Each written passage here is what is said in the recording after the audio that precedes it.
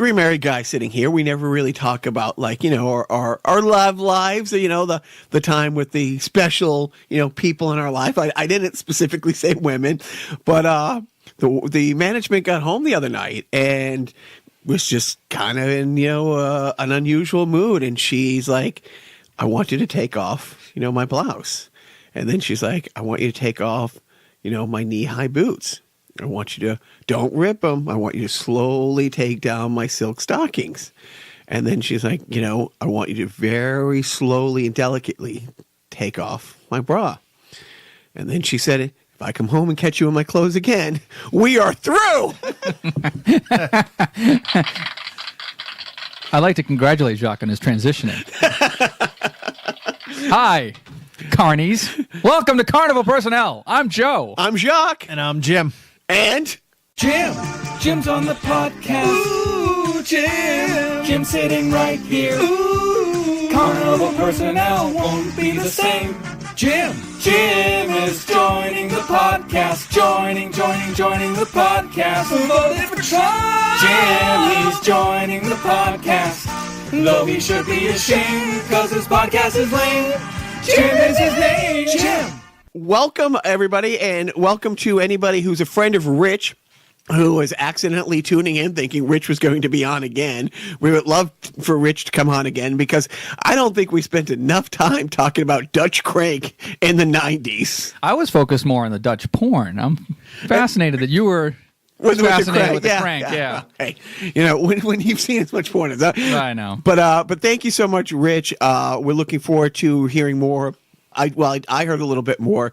It looks like Epitaph Records wants to do a soundtrack for season 1 of Tales from the Tour Bus, and a couple meetings this week about season 2. But thank you again, Rich, for coming on. Thank you, Rich.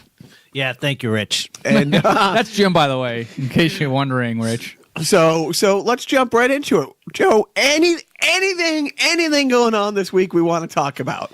That we want to talk about, or that we have to, or should? Well, yeah, it's awkward. Should we? Do we have to? We don't want to. Right. Maybe Jim should talk about it. Yeah. Why don't you lead us into it? This Al Franken asshole. Al Franken. You know what? I'm going to be straight up honest with you. I can't call him an asshole on this, and I am not in any way condoning what he did or anything like that. The incident, I believe, was like in 2006.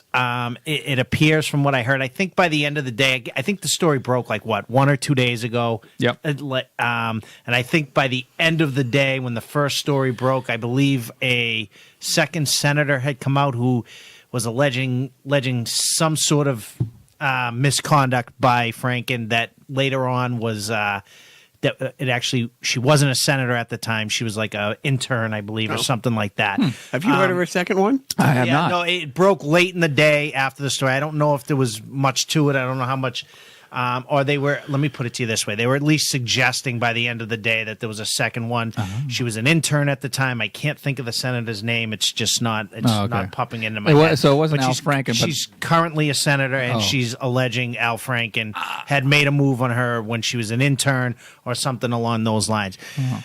Listen, again, I don't want to say that I don't agree probably with just about anything that he has politically. I don't know off the top of my head where he stands on a lot of things currently, but I'm guessing if I were to take a good look at it, he's opposite man to you.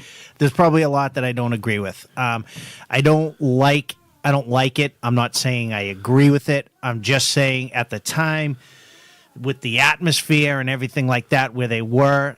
Again, I'm not condoning it, but it just seems like I don't want to call this a mulligan, but it seems like she's gotten past it, and she accepted his apology, and I believe he donated some money on her behalf or something along those lines. Yeah, from what I remember, there were 2 apologies. One was like a quick kind of staffer-written sort of tweet saying, I don't remember the incident the way that Ms. Tweeden had remembered it, but I apologize. And asked for the photo. It was stupid, and I shouldn't have done it. It was dumb. I don't know what I was thinking. And then he wrote a more heartfelt, more thorough, introspective apology later that basically said, oh, by the way, yes, I agree. There should be a Senate Ethics Committee investigation on my behavior. I'll fully cooperate because, I want to get through this and I want to make things right.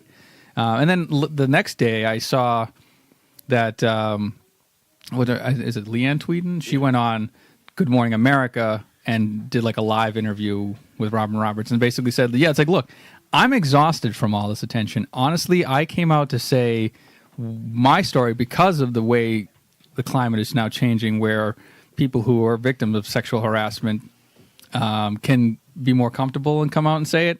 I don't want him to lose his job. I think he's a good senator, but I've held on to this for how many years? 11 years, and at the time, my husband was just like, "Do not come out with this story," because he knew about it almost right away. And because he said to her, "Look, it'll destroy your career. Like you're just not going to come out looking good in all of this." And this was back in 2006. Right. It wouldn't be Al ruining your career. They would just be like, "Hey, just the atmosphere was different. You're not going to get hired." Right. Yeah, that sort of thing. And she had but now she's like, "Look, I just want this to be known so that, hey, everybody who kind of came up in this culture who thinks that it's okay to kind of get away with this, it's not." And it's like people have to be called out into the carpet, whether they're overall good people or overall scumbags. Like even good people can do scumbaggy things. I think you just said what I was trying to say earlier when I said I wanted to give him a mulligan. You hit it on the head there, Joe. It's an issue of my hand-eye coordination is never good. So that actually hit something on the head, and that's my concern with all this that's my concern with all this, and that's kind of what I like about all this. At the same time, when I say what I like about all this, I like all these things coming to light because it puts everything into perspective. It's going to force, like we talked about in the past, companies, senators, all these professional environments to clean up their culture. Anything that might be a little dirty or mucky, they're gonna have to clean it up. And like you just said on your head, I like the way you just said it. They're good people. Some of them, not everybody. Yeah. Some of them are good people that were just in a different headspace at the time that some of these things happened. I'm not excusing it. I'm not saying it was right. Or they legitimately thought it was funny, or it was just sort of like... Or in his case, like you said, it's like, we don't... So he wrote a skit in which he makes out with her, and, the story is like, she wasn't ready for such a passionate rehearsal kiss, is what that thing. And then with the picture that went out, as you said, things weren't going well on that tour. He wasn't being a best of sport, and he was just trying to embarrass her and be a dick. Yeah, because it showed, she was asleep. Right. You can try to get down to the minutia of like, is he actually touching her breasts in the picture or not? Frankly, I don't think he is physically touching her breasts. But regardless of that, it was sort of like basically an F you like, and Tweeden actually said this, and he gave her the video. Like it was on a CD of pictures that was supplied to her from the photographer. And at the end of on the plane when she fell asleep, he just said, "Hey, take this picture, click." And then when she gets the CD full of pictures from the tour, this is going to be the final like F you. F you. This is, and he probably thought she was a bitch or something, and he probably felt jilted in some sort of way because she didn't want to cooperate with the kiss or the playing along. And see, that's the dangerous part about these pitches because like you just said, that's what it's looking like. And obviously we don't know what his intention was when he took that picture. I mean, it's pretty obvious. I'm getting that you're right, but that's why because I guess to think beyond this. Thanks for silencing your phone. Who's chewing? It definitely is not me. My phone doesn't. I've never heard my phone make that sound. All right, but a ring because no one called you. Yeah. Oh. Hey, that's fine. My phone's making weird noises, ringing noises.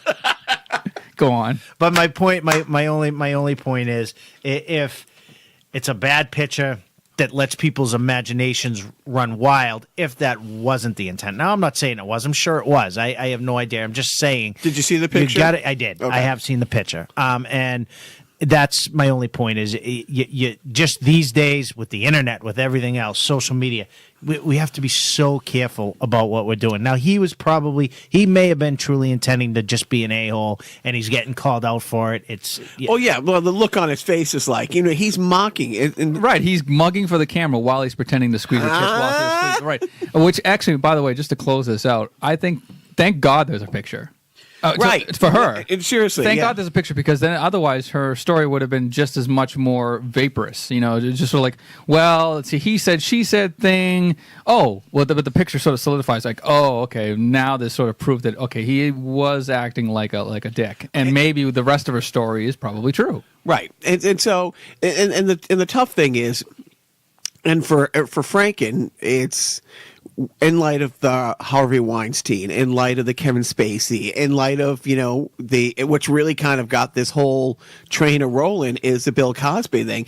It's just, I just hate that he gets lumped in. It's like one of those things where, getting pulled over for, speeding 20 miles an hour versus a high-speed police chase. I'm not dismissing it or minimizing it and how she felt about this and saying it's completely shitty. No matter how you look at it, it's stupid, it's shitty, it's juvenile, and I think he's really regrettable, but I don't want him to get lumped into serial pedophiles. Right. And I just, again, I'm going to fall back to Joe's statement there. Listen, I don't know much about Al Franken personally, to be honest with you. I probably haven't. Big on the environment. Haven't really seen him since Saturday Night Live, and honestly, he wasn't that big for me on Saturday Night Live. He didn't have like a lot of on camera. Yeah, he just wasn't my favorite person. Nothing against him, right. But he may be a good person that a lot of people think represent a lot of important values, and he may have just had this stupid moment, and that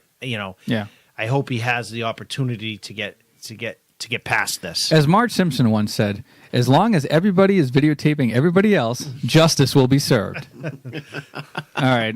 Moving on. Move on, because I don't want to go down this whole rabbit hole. Let's talk about some healthier, happier things. Jim, your president just went to China. Yeah, he did, and I'll be honest with you. I've had a very, very busy personal week, so my Fox News / CNN News / Fox NPR News and everything else / UPN / Fox News / Breitbart / Alex Jones. I have not been paying super close attention as much as I usually like to. But yes, he was in China. There's been a few other things going on. That's I haven't been paying super close attention. Your thoughts on his trip to China? It was full of a couple of embarrassing photo opportunities, a couple of telling moments where you could see where he wasn't comfortable, which is great. Yeah. Because as and by the way, Mr. Trump, now you have to be a president. This is the bullshit that you also have to do. Here's the big boy pants. Yeah. Put them on. Here's the big boy muumuu, wherever they wear. Get out there, right. Right. You're going to wear this Vietnamese traditional garb, and you're going to stand next to Vladimir Putin. Oh, wait, that was in Vietnam. I'm sorry. No, 3 times. He met with his boss 3 times. Right. It was a business trip. It's the end of the year. His first year review. Right, exactly. He's up for a raise.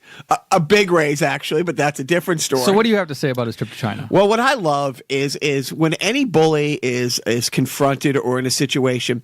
So all during the primary, and I hate to even say the word because of what we were just talking about, but on the primary there was, and it's not me, it's we live in the age of everything on videotape, dozens and dozens and dozens of times out there stumping, saying, and I'm quoting verbatim, China is raping us in these trade agreements. China is raping us with the trade deficit. And he kept using that awful word over and over and over about China and how he was going to change everything. He gets over there and he's with the president or the prime minister of China, and he flat out, well, it's not their fault for taking advantage of our loopholes. It's just good business. We've let them take advantage of us, and they're just taking advantage, and we're going to have to straighten that out. But, hey, it's not their fault that they've taken advantage of us. The next day he goes to Vietnam, and he's back on the, I'm going to suck it to China. It's like, well, hey, tough guy, you were just, and you threw the koi fish, the food, and you Japan, said right? 6 of one, 2 dozen of the other.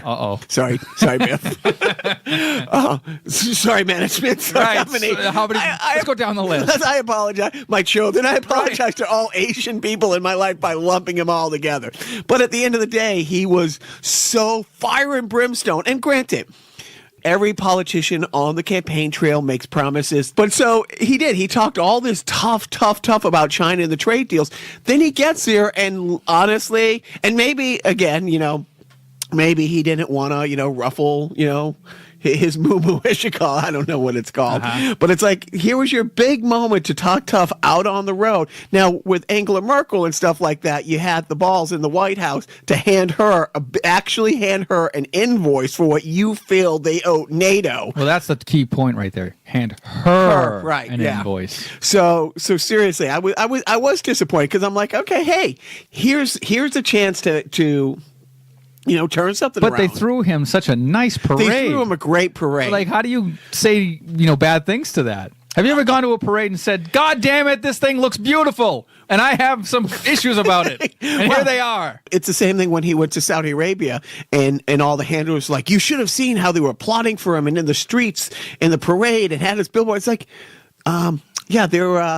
they're being made to do that. Is it they let the children out of Ivanka's workshop in China so that they could clap for her father as they paraded down the street. And also the iPhone factory, hot take. The iPhone factory that has the guard towers in it that I remember Mitt Romney was saying when he went to visit, and he was like, well, that's kind of scary that they have armed guard towers.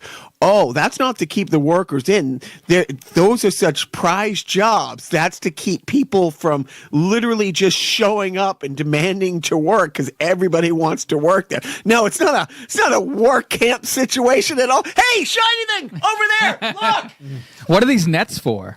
Yeah, exactly. It looks like they're catching people leaping from high places. Anyways, on a happier note, that was it. You want to talk about dead babies now, or dead? How about elephant tusks? We want to talk about elephant. How about dead baby elephant? No, the babies don't have the tusks. They don't come in till much later. Do you know anybody who game hunts? No. Do you? Not elephant or lions. No. Squirrel. No. Squirrel's Deer. not big game.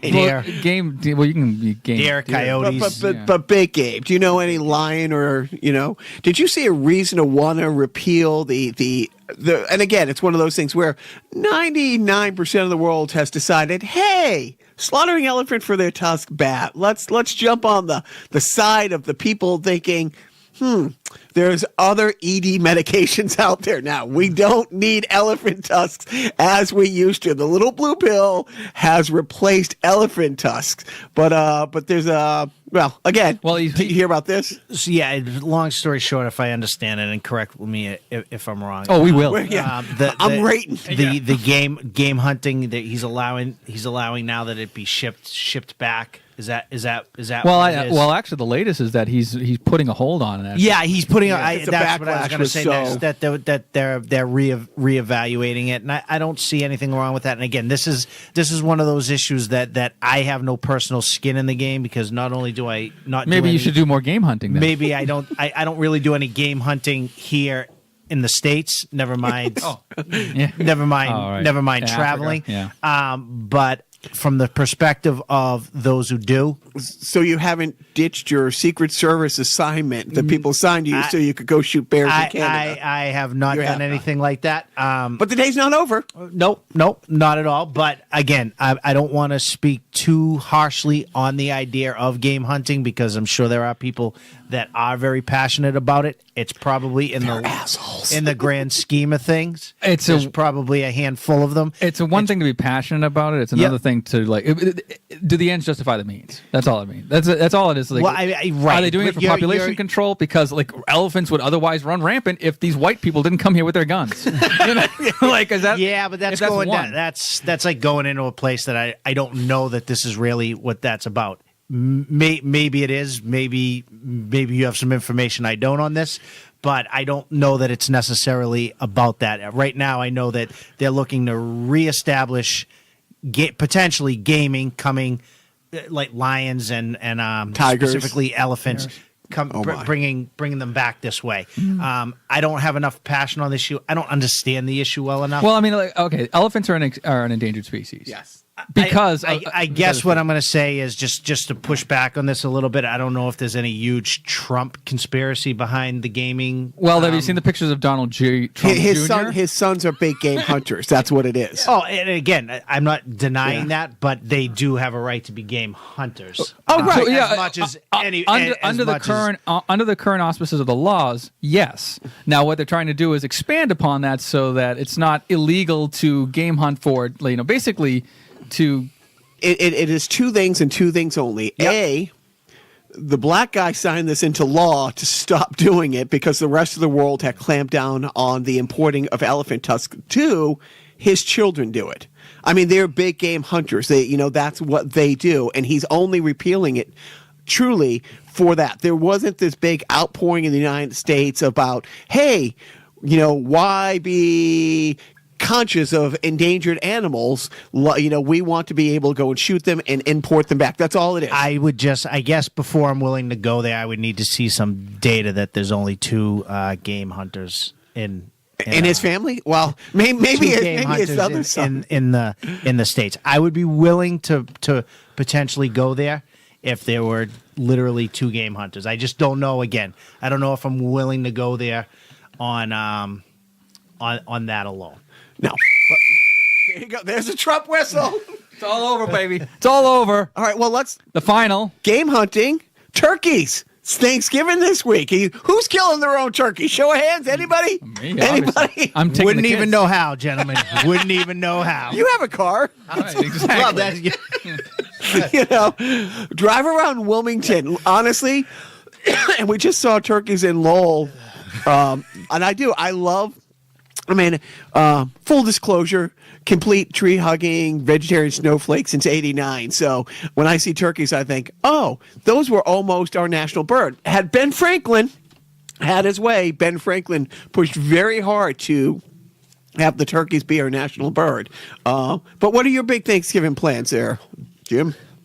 Other than the fact I'm working a double, but no, I will be starting a turkey. Friendly's is closed on Thanksgiving. Yeah, that's the problem. No, I will be starting a turkey, probably throwing it in the oven about 5 a.m. I'm also going to make. I've been working on a lot of turkey pizzas. So this is what where Jim and Joe gang up on shop. What's happening? I can actually maybe get you into this too, because we don't have to necessarily use turkey. We could use we could throw stuffing. But what is a turkey pizza? So a turkey pizza, what I've been doing is you have your dough, but you also have instead of we're replacing pizza sauce with turkey gravy. We're replacing cranberries with tomatoes, Swiss cheese, because Swiss cheese is so great with turkey, obviously, and whatever other fixings from the Thanksgiving feast, the traditional Thanksgiving feast you like, we throw on the we throw on the pizza, throw on the dough, cranberries throw it in the oven. Yeah, cranberries. I'll tell you, it's phenomenal. I'm a big gravy guy. I love gravy and mashed potatoes, gravy and on my turkey and stuff like that. So in my head, I was like, not that I'm any chef by any means, but probably more than I was us, like, though. this would be delicious on a pizza. So I started sometimes we make the dough. Sometimes, I'll buy a dough or buy one of those flatbread doughs. You just spread that, throw some garlic on there, throw some gravy, turkey gravy on there. So you'll get up at 4:30 to put it in the oven at 5? Yeah, I'll get up to, the turkey itself, yes, but those are some fixings, I guess is the word I'm looking for. Stuffing, I love stuffing. We need a cooking segment on this podcast. Yeah, we really do. I love cooking on the radio. Yeah. Hey, Charlie McCarthy was the biggest thing on the radio in the 30s and 40s, and he was a ventriloquist. Well, he was pretty good because you could never see his lips move. But then actually, the truth of the matter is that Edgar Bergen, when he became a television star, it's just oh, wait, this guy's lips can't stop moving. Yeah, I mean, that's how dumb the greatest generation are ass. They worshipped the ventriloquist on the radio. Jesus, I don't believe we're not speaking German. What the hell is wrong with? I'm sorry, but go. Yeah. No, that's pretty much it. Maybe some little smashed up squash with some little maple syrup, a little cinnamon. Maybe throw a marshmallow or two in there. Do you have any special like alcoholic beverages that you crack open? Especially on a holiday, I'll tell you, and I love wine. I love wine. We bought some specifically for the holidays coming up. We went. I don't know if you guys have ever been out to Western Mass for the Big E. It's like a big farm fair. Right, it's like a Topsfield fair. Yeah, we bought a bunch of cranberry wine, pumpkin wine, blueberry wine, just things like that for the actual holiday. It's like the type of stuff like that you can only really have like a glass or two of, just because it's so strong. It's not like your regular right. white You're gonna wine. be boozing otherwise. It's just like it's too much. It's like eating a couple of Skittles versus eating the whole bag of Skittles. Wait. You can eat a couple of Skittles? This is a new thing. Yeah. It's tough to stop, but you got to, because it gets. I'm on my third Reese's peanut butter cup right now. My wife's favorite wine. Jacques, I want to go to Sephora. Bring us some fresh wine. Something this year. I'm going to throw a plug in there for since what we're kind all, of plug? Since we're all Patriots fans here, I'm going to throw out a plug for my favorite Patriots quarterback of all time, one of the past. Steve Grogan. Tony Eason. Drew Bledsoe. Drew Bledsoe. Right. Drew Bledsoe has an amazing lineup of wines. I strongly suggest anybody who is a wine drinker or thinking about being a wine drinker, order some or find some in a liquor store or a wine store that sells higher end wines. Some of it's very expensive. When I say very expensive, some of them, it's not like going and you buy your $10 or $20 bottle of wine. Some of his wines run in the $50, $60, $80 a bottle. He has a Cabernet called Doubleback that is just amazing. As a Portuguese person, I'm going to shock everybody by saying I'm not a big wine drinker. Oh, yeah. How about you, Jacques? No, never. Like Does it go right to your head? Seriously, I had a small phase where I liked wine coolers, and I will still drink. The problem with wine coolers is it's like fruit punch, and it just goes. I've tried to drink wine because I know you're supposed to like wine, and we thank you for your support. And you're supposed to like jazz. Apparently, I hate jazz, and I know that's like sacrilegious as a musician to say I hate jazz for most jazz. I mean, and I hate I've tried to like wine. I want to be cultured to some degree. No, not my thing. I love wine. Like, one of my favorite things to do is with my the two dream killers are running around like destroying the house and destroying anything. Your will to live. Yeah, but that's gone. They've moved on. He's talking about things that are insured. That's gone. Yeah,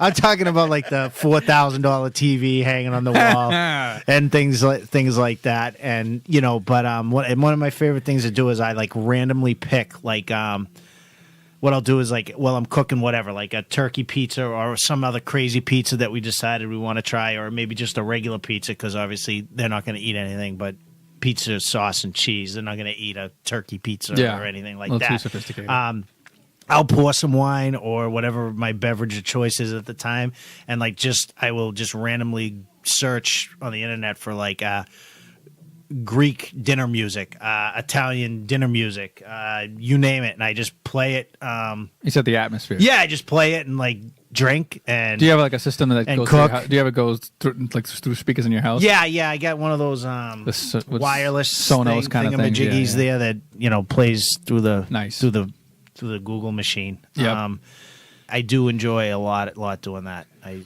do. And now, what about you? What are you doing, Mr. Joseph? The wife is getting a turkey. We're ordering a turkey this year. We're going to make it ourselves, but we're not going out and grabbing it out of the bin at Stop and Shop.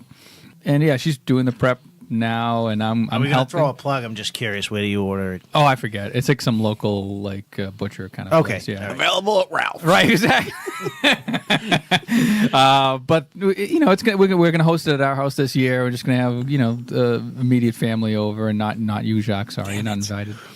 Wait. What does being invited have to do with coming over? We're having ADT installed this weekend. This is gonna be our. For me, sorry. Go ahead. No. I was just about to say, for me, this is going to be our first chance to really, other than the 4 of us. I mean, we've had a few little small get-togethers here and there with family, but this is going to be the first holiday, I believe, with to utilize our $1,400 or $1,500 all wood dining room table that we had. So you're having it at your house this year? Yeah, that we had custom made. So I'm kind of glad that. Did they chop down the big tree this time? $1,400. Do I have to go to the forest and cut it down myself? Yeah. I'm kind of glad that $1,400 monster's finally going to get a little. So the work. 4,000. For those of you keeping score at home, this is Actually, like no, you know Jim's what? Price is You know Right. what? Time out, How time much out. is that big screen TV? Time out.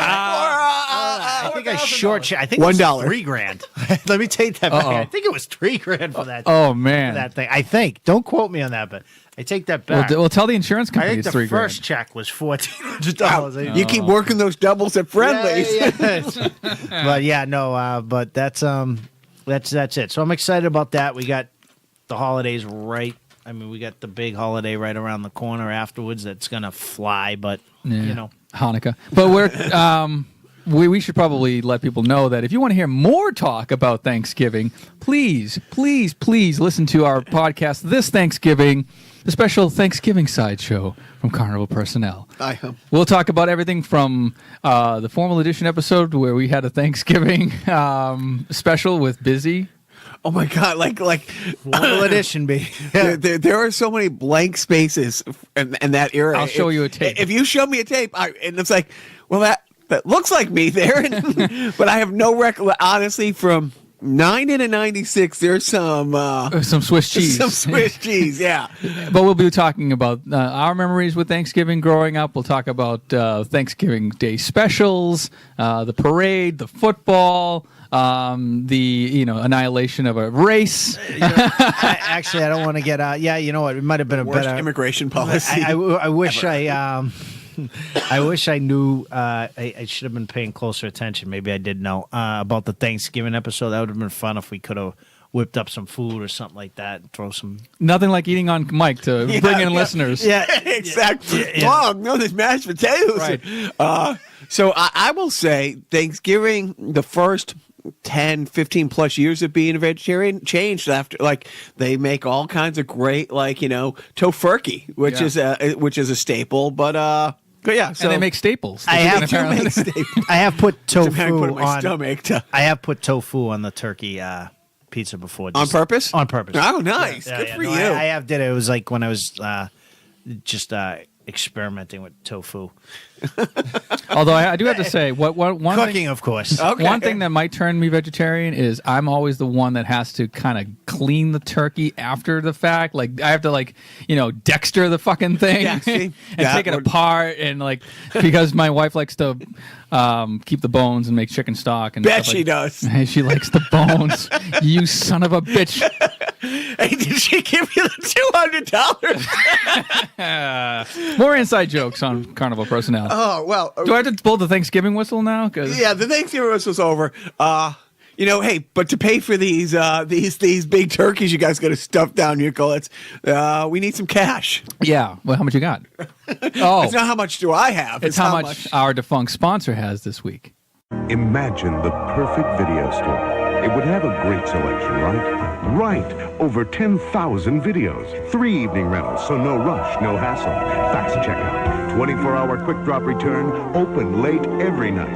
Well, the perfect video store Welcome to Blockbuster Video. is popping up all over the country. There's one near you. Blockbuster Video. Wow, what a difference. So, Joe and I mentioned last week, there's been a big brewing between Jerry Jones, the owner of the Texas Cowgirls, and Robert Goodell, scumbag, commissioner of the And NFL. Roger Goodell. Roger Goodell, right. He's still a scumbag, right? Yeah. And anyway, Robert's a good guy.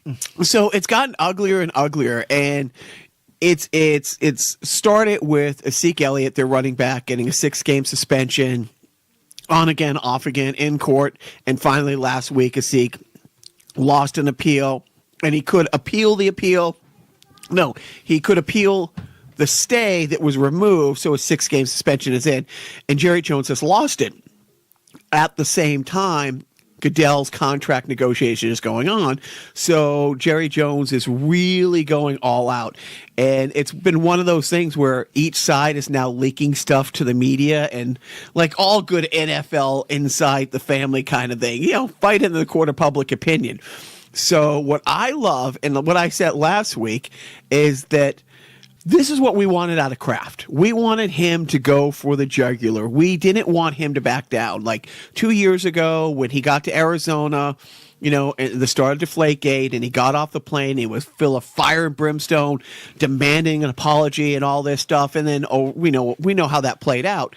Jerry Jones, a tape it recorded from a conference call in which there was a couple other owners and Jerry Jones on the phone with Goodell, who said, if you think Kraft came after you, I'm going to make him look like a pussy.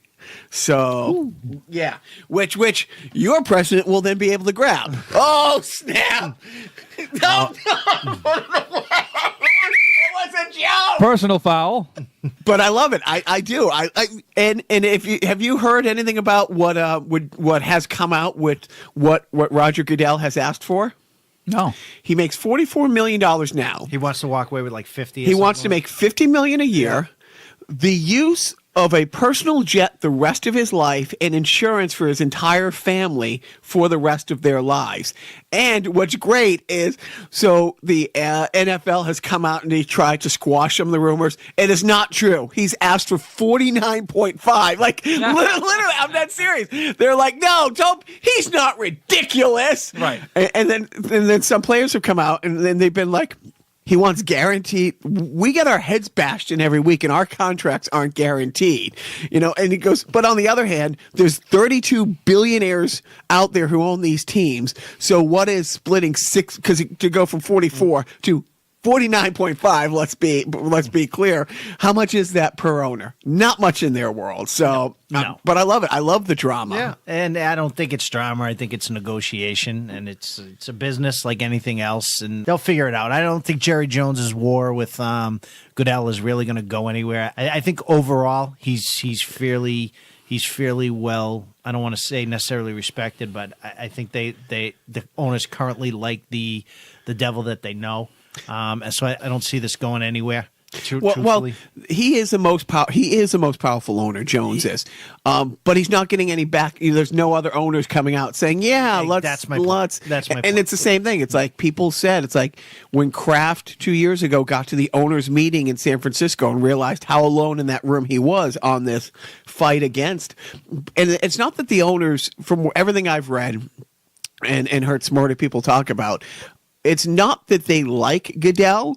It's like they like the buffer. They like he is the whipping post for everything. Bat ratings, Goodell. Taking a knee, Goodell. Domestic violence, Goodell. Like you go down the list. Yeah. And they really like the fact that, And that comes with the job. And like I said, they know what to expect, because these are hot button issues that are all at their climax right now in a lot of ways. And the last thing you want is somebody, from their perspective, the last thing you probably want is somebody coming in there that has their own ideas, that is ready to change the world.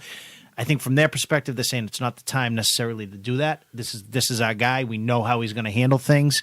And I think it might be fun to talk about. I believe Jones is passionate against Goodell right now, but I don't think it's going anywhere. So it leaks out. That tape of the what he's asking for leaks out, and a couple other things leak out. And then, lo and behold, just yesterday, a mysterious tape leaked out that, rumored that the NFL had, where Jerry Jones is leaving a bar drunken in 2013, in which he's asked to take a picture with somebody, and doesn't make a racial joke, but makes a kind of off the cuff racial. Kind of laughing something off that they're trying. It's like they both are leaking things out now. So I like the drama. I like that there's drama that doesn't involve the real us. Owners of the NFL. Right, exactly. Oh, what else have you been following, Joe? Certainly not the Jerry Jones drama. I don't know. It's sports is nice, but I'm not a big. I'm not watching really much of anything aside from with a one Patriot game a week. Because if I don't, you're going to hit me. So we'll talk a little bit about the Patriots. They just wrapped up their game a few hours ago in Mexico, and what a game it was! Yes. What was your lock of last week? It was 42-27. Wow. Don't ask me how I get to the math again. You gave me a headache last week when I threw out like 31 or something. You're like 29. 29. Yeah. That's a prime number. How the hell did you get? It was indeed. Yeah. But yeah. So it's been interesting watching like the Patriots this week. They decided to stay out west. They played at the Air Force Academy. They spent one day at the Olympic training facility, and there were so many people on Twitter and on the news saying, "Oh my God, what a real treat that the Patriots got to hang out at the Olympic facility and all this stuff." And I tweeted out, "Yawn," says Nate Ebner, because their special teams guy who was on the U.S. Olympic rugby team this year. Yeah, they actually have an Olympian. And so then they went to the Air Force Academy. Gronkowski is just great. He is just a lovable buffoon. And he was talking at the end of practice. They had a Air Force paratrooper, group jump out of an airplane and land right on the practice field and listen to Gronkowski. So I looked up and I saw the plane driving around up there. Okay, right. Let's deconstruct that for a second. Let that settle in. And I thought it'd be great if people just started jumping out of that. It's like, yes, I often look up at planes and think, and then I do the same with buildings, with nets and the Apple thing in China. Right. We wind the podcast about a half hour. Sure, do that. So that was great. And the other brewing controversy with the Patriots is Martellus Bennett, who. And again, if Gronkowski was on another team, I wouldn't like him so much. Julian Edelman, if you ever hear him talk, he's just a douche, but he's our douche. Belichick, enough said, but Martellus Bennett has quit on the Green Bay Packers. He says, I'm going to have season-ending, surgery. I'm thinking about retiring him. And they're like, well, we're on the hook for 2 more years. We're going to release this guy, release him last Tuesday. Wednesday, he gets signed by the Patriots. He shows up Thursday, practices on Friday, like a walkthrough, not a padded practice. And everyone's like, oh, wow, I wonder if he's going to make the trip down to Mexico. Not only did he make the trip down to Mexico, he made the trip to Denver where he played and honestly had one of his best games of the season. And everybody's like, wait a minute. He said he was done. He said he couldn't play. He sat out his last 2 games for Green Bay. He didn't break any rules. Kind of a real dick move because, Aaron Rodgers goes down and he's like, I'm not going to give up my body and get beat to be on a team that winds up 5-11. Gets a call from the Patriots, and lo and behold, back. So that's it. Jim, are you following the Celtics this year?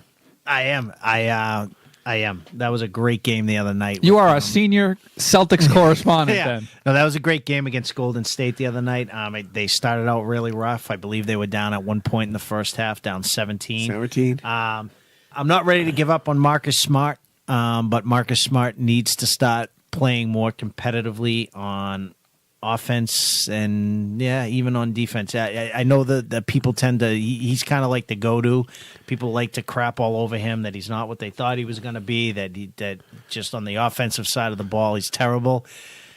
It wasn't pretty the other night, but I'm not there yet. I'm not ready to give up. He is part of this team. He was part of a very successful team last year. The effort is there. He's come, as everybody talked about, when the season began. He's come in extremely thin down. So I think right now I'm hoping right now that it's more of a mental thing than anything else, because he certainly physically came in ready to play this year, but it was ugly. It was ugly the other night. So this is a 14-game winning streak.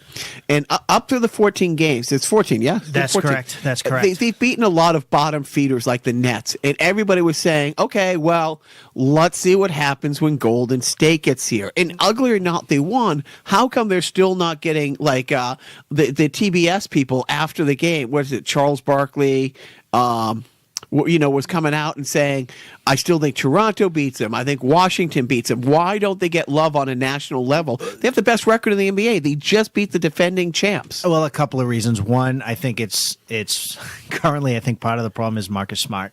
Part of the problem is offensively, and the big thing is, a minute into the season, we lost Gordon Hayward. But 14-game winning streak is rare in basketball. 14-game winning streak. 14-game winning streak. And again, this is my perspective on it. A 14-game winning streak is in the beginning of the season. A 14-game winning streak, 16 games into the season. They're definitely playing well. They're definitely winning basketball games. But it's a long, long, long season, and I think they are in really good shape. I think they can stay competitive. I think there's no doubt, even without Gordon Hayward, that the expectation, especially from what we've seen in the first 16 games, is that we should be in that Eastern Conference final. There's no doubt in my mind we should be there. I think, especially looking at the first 16 games, we can that's the goal, is to be there. That's the goal, is to be there. It's who it's going to be against, I don't know. Most likely the Cavs, but we'll see what happens. What I had texted Joe, and the NHL season, I follow very peripherally. Thank you. It's nice to have it grown up around.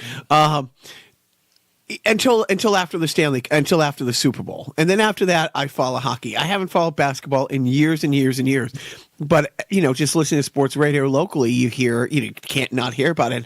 And I texted Joe. I'm like, am I supposed to care about this yet? I mean, it's way too early to give a shit. Once you start giving a shit about the Revolution before the Celtics, then there's an issue. It's exciting. It's exciting because there's things on the line now as far as like records and streaks and things like that. It's way too early to be talking about anything, an NBA championship or anything like that. But it's exciting from the streak perspective. What's kind of exciting about it is, again, that there's portions of their game, like anybody, I guess, but there's portions of their game that they're not playing well. You know what also is exciting? What? The random video game review of the week. Wow. Okay. Great. Sorry. There's no yellow light here. It's just green to red. Jacques going to grab it. Jacques going to go. I'm going to grab it. Oh, yeah. You guys are all on duty. Do my bidding. Heavy lifting. So Jacques is going to get a book by Pat Contry, Ultimate Nintendo, or as we call it here, the Bible. And then Jim has pulled a game randomly off of my Nintendo Entertainment System collection. I have it. All right, so it's the Jays. It's not Jordan versus Bird. It's not Jurassic Park. I do know this game. I think it's Joust. You got it. Yay! Oh. All right. Joust. Everybody loves Joust. Joust is a great game. It's by HAL Laboratory, ported over from an arcade classic. Jacques played Joust, for Christ's sake. That's how classic this game is. You're this knight that rides basically an ostrich, and the whole point of the game is, if you haven't played Joust, welcome to Earth. But yeah, it's like this little one-screen platformer, like multi-tiered platformer, where you have other jousters on ostriches trying to knock you off your ostrich and into the lava below. But then the whole game's about physics. It's about trying to jump and float your ostrich at just the right angle so that it knocks the other ostriches off, and you collect eggs. It's a fun game. I mean, is that ostrich a precursor to Yoshi in the in the Mario world? Yeah, animal abuse started with Joust. Yes, so it's not abuse. They were willing participants. They bought their saddles. They knew what they were getting into. Are ostriches on that list? All ostriches matter, in my opinion. And now, after you kill them, you can bring them into the United States. Right. Where's the whistle? Right, and you can eat them for Thanksgiving. Oh, nice. Rounding it Make all them into a pizza. I will tell you this, and I'm all joking aside, ostrich meat is delicious. Yeah. Absolutely delicious. Have you ever had an ostrich egg? No. I've not had an ostrich egg. I have had an ostrich sandwich before. That was amazing. I just remember from like Bugs Bunny cartoons, like when like the chicken hawk would try to like get the eggs, and then they'd see the ostrich egg and they go, "Oh my god, I hit the mother lode."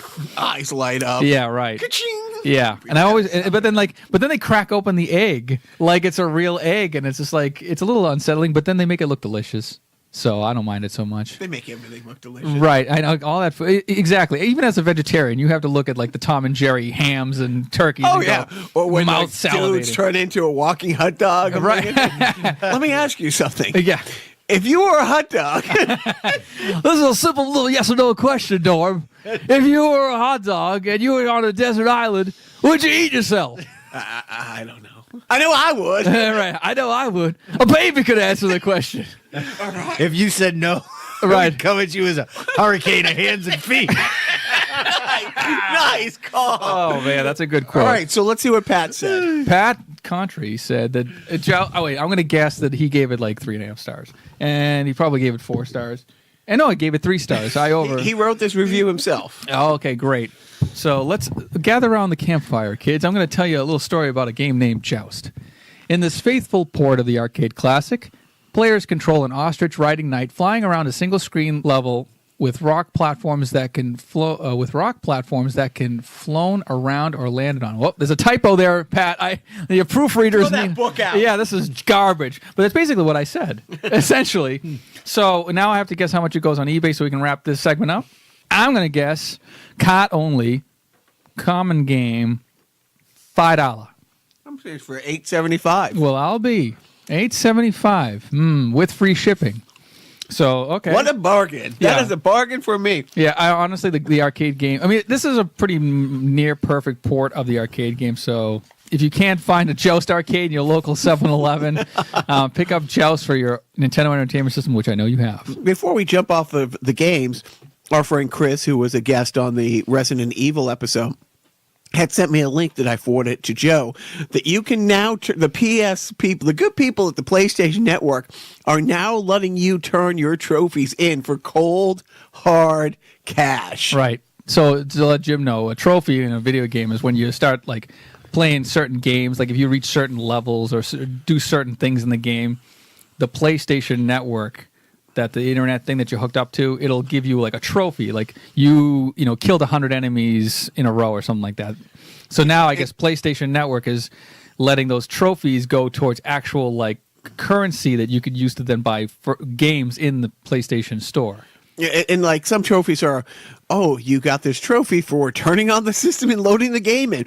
But then there's trophies like if you beat a game and get every trophy within the game, it's like a 10,000 point trophy. And if you beat the game on amateur play, it's 1,000. So, but like you figured out, like to get the equivalent of $10, you had to play like 10,000. You had to get like 10,000 silver trophies, something weird. Like I'm not familiar with the trophy system because I don't do a lot of online stuff with PSN and all that stuff, and I don't play a lot of modern games. So as you can tell by my shelf, I don't play. You're not a big trophy hunter, big MILF hunter. Yeah, right. I'm not a big game hunter. One of my favorite. Shut up. Shut up. But yet, it takes a long time. So, thankfully, like if you're unemployed and you have no money, now you can spend all that quality time actually earning real money to play more games to. Basically feed this never-ending cycle, the snake that eats itself until you die. A little jealous. Why do I have a job and family? Right, exactly. Oh, please. Are you reading my diary? But it's great because, like I was saying to Joe, like it was years and years ago back in the Berg. I remember, we had a friend named Bill Tendo, and our buddy Dan was walking through the living room. And he looks at playing some game, goes, "Oh, that score is going to look great on a resume." And Joe and I've been using that joke forever. But now that you can turn your trophies in for it, I'm going to have to go back, see how I've done on like Resident Evil and the Batman Arkham games, and maybe update my LinkedIn page. I think so. We got that. So.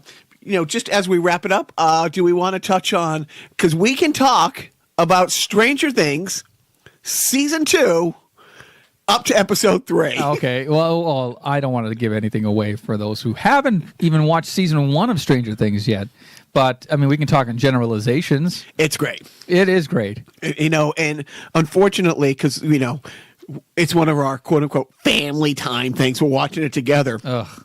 And the other night, episode 3 ends, and even the little guys, and it's like a school. No, it's like last night, and we got to get up at 5 for hockey, and it ends, and it's like 10 o'clock at night, and we're all like, no! No, because the douchebags make it end. It's like eating one potato chip. Right. You know? Right. It's like a Da Vinci Code book. Like, you end one chapter and it's like, oh God damn it! Now that there's a cliffhanger and I got to go to the next chapter. So, but it's a real page turner. But it is. It's great. Highly recommended. That's my Netflix pick of the week. I'm going to actually bring up your Netflix gripe of the week. Oh, please. Oh, yeah. Go ahead. First of all, you told me, in general, you hate change, in period. You see what I'm wearing? Exactly. Right. Into the underwear has not been changed. I'll tell you that. But the joke's on him. I don't wear underwear. So you were telling us that now that Netflix is updated once again, when you start up your home screen, it plays a trailer of the latest show that they're trying to promote. But one of those shows is The Punisher, and you're upset because you hate watching trailers. So, like, even unwillingly, you were watching stuff about a show that may be giving away points or giving away characters, or just even looking. It's like you don't even want to look into the show until you're ready. Until I'm ready. Like, as this has posted, Justice League has been out about 60 hours, and I have not got to see it. I'll see it before our sideshow. Fair weather fan. Exactly. It's that whole moving kids, oh, we want to do this as a fan. Fuck them. Seriously, they're killing me. But I'll have a review of it, for that. But it does. It brings us now to our parenting tip of the week. And you got a good parenting tip this, and don't give us the spend time, Jim, and love your children bullshit.